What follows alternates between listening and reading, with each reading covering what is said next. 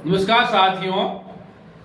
भोजन के बाद आलस आने का रोचक रहस्य। हम सभी भोजन करते हैं और उसके बाद ऐसा मन होता है कि आराम से सो जाएं। ऐसा क्यों? कभी कभार ऐसा ज्यादा हो जाता है और कभी कभार कार्य करने में मन लगता है। उसे के पीछे का विज्ञान जानेंगे आज। जैसे आपने खाना खाया, आलस आना शुरू हो जाता है, शरीर भारी भारी, आंखों में नींद आने लगती है और कुछ भी कार्य करने का मन नहीं लगता। ऐसा हम सभी के साथ होता है पर क्यों होता है? स्वर विज्ञान आपको एक ऐसा सटीक रहस्य बता रहा है जिस प्रकार से एक बड़ा भगोला भरा हुआ दूध का पड़ा है और उसके अंदर मात्र एक यदि छाछ की बूंद गिर जाएगी तो पूरा दूध दही में बदल जाता है या दूध फट जाता है, मात्र एक बूंद से। उसी प्रकार स्वर विज्ञान बता रहा है, कितना भी पौष्टिक भोजन कर लो, चाहे कितना ही प्रोटीन युक्त भोजन कर लो, लेकिन आलस क्यों आता है? हमने तो प्रोटीन युक्त भोजन किया है, बॉडी तरोताजा होनी चाहिए, लेकिन आलस आता, ये क्या कारण है? और हम उस आलस को कैसे भगाए उसके बारे में भी आपको बताएंगे।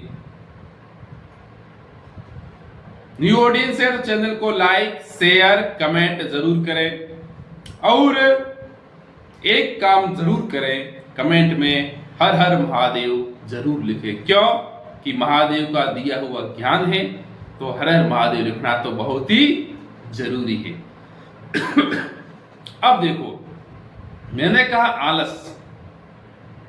आलस क्यों आता है उसको आपको बताएंगे। उससे पहले छोटा सा संक्षिप्त परिचय जान लो ईश्वर विज्ञान का, इन सांसों के विज्ञान का। एक ही आपसे मैं प्रश्न करूंगा और आप अपनी जांच भी करोगे। मैंने आपसे प्रश्न किया कि आप किस नोजल से सांस ले रहे हो अभी वर्तमान में, जो अब आप मेरा वीडियो देख रहे हो, और पता करो कि मैं किस नाक से सांस ले रहा हूं। आपको थोड़ा आश्चर्य हो रहा है, ये कैसा आपने प्रश्न कर दिया? हम तो दोनों नाकों से सांस लेते हैं। चलो अच्छी बात है, आप दोनों नाकों से सांस लेते हैं, इसका परीक्षण भी होना चाहिए ना। आप मेरे साथ साथ मुंह बंद रखो, हाथ को ऐसे रखो और ऐसे करो, 3 बार मुंह बंद रख के नाक से हवा बाहर फेंको। क्या हुआ? कुछ अलग फीलिंग हुई आपको कि एक हथेली पे तो ज्यादा हवा आ रही है और एक पे कम आ रही है। इसका मतलब आपका वो स्वर एक्टिव है, अभी आप उस नाक से सांस ले रहे हो। यदि आपके राइट हथेली पे हवा का ज्यादा वेग, मतलब आपका सूर स्वर चालू है, और लेफ्ट के ऊपर ज्यादा हवा का वेग आ रहा है तो आपका चंद्र स्वर चालू है। इतनी सी पहचान आपको आनी चाहिए। अब आलस की बात आती है। हम यदि गलत स्वर में कितना भी अच्छा प्रोटीन युक्त भोजन लेंगे तो आपको आलस आएगा।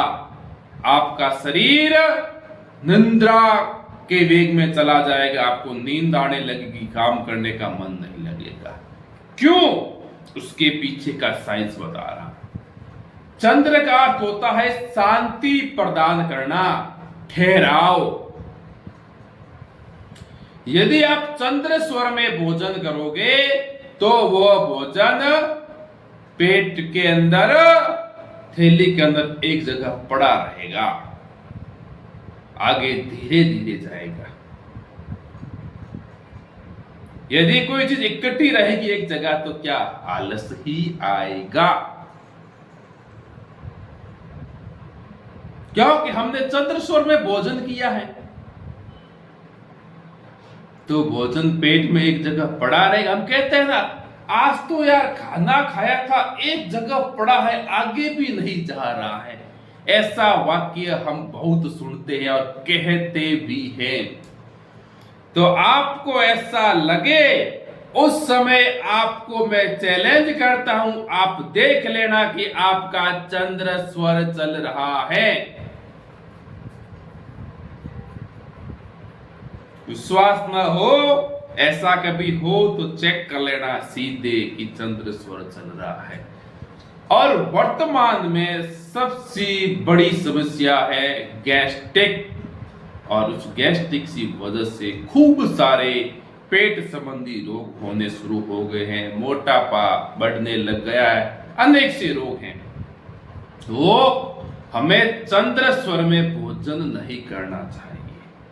आपने देखा होगा हमारे ऋषि मुनि, जब जो ऋषि मुनि होते हैं उनके साथ में देखो ऐसा डंडा रखता था लकड़ी का, जो मतलब अपने खाक में रखते थे। जब ऋषि मुनि भोजन करते थे और लग रहा था कि मेरा चंद्र स्वर चल रहा है, तो वो झट से उस चंद्र को बंद कर दे, उस जो लकड़ी का था उसे वो आप बगल में डाल देते थे। तो हम क्या करें? सबसे पहले भोजन करने की आदत डाल दो सूर स्वर में। पहली बात, स्वर चेक किया, हाँ सूर चल रहा है, भोजन करो। भोजन आ गया, अब आप कह रहे हो कि चंद्र चल रहा है, भोजन तो करना पड़ेगा ना। आप उस नोजल को बंद कर लो, चंद्र को मात्र 2 मिनट लगेंगे, नए हो तो 3 मिनट लगेंगे। या तो चंद्र के ऊपर अंगुली रख दो, या लेफ्ट की तरफ ज्यादा भार देके बैठ जाओ, एक तरफ झुक के बैठ जाओ। ऐसा करने से आपका शरीर, जो आपका स्वर बदल जाएगा, और आप जो भी आहार लेंगे, जो भी भोजन लेंगे, वह भोजन आपके लिए फायदेमंद रहेगा। इस बात का आप ध्यान रखें, बहुत इंपॉर्टेंट है। क्यों? कि हमारा शरीर अन्न के ऊपर डिपेंड करता है। यदि आपको विश्वास न हो, आप 7 दिन चंद्र स्वर में भोजन कर लो, आपको पेट संबंधी समस्या होनी शुरू हो जाएगी। क्योंकि भोजन वहीं पड़ा रहेगा, आगे धीरे धीरे जाएगा, तो जो एक जगह भोजन रहेगा तो भोजन वहीं पे सड़ने लग जाएगा, बदबू देने लग जाएगा। कहते हैं ना, आज तो गंदी गंदी डकारें आ रही है, वे इसी का ही कारण है। साइंस कितनी भी प्रोग्रेस क्यों न कर ले, जो हमारे इस महादेव का दिया हुआ ज्ञान है वो तो सर्वोपरि है।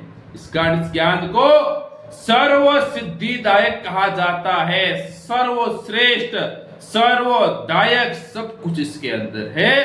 तो इस बात का विशेष ध्यान रखो कि भोजन हमेशा सूर स्वर में करो, तो आपकी आधे से ज्यादा बीमारियों का नाश हो जाएगा।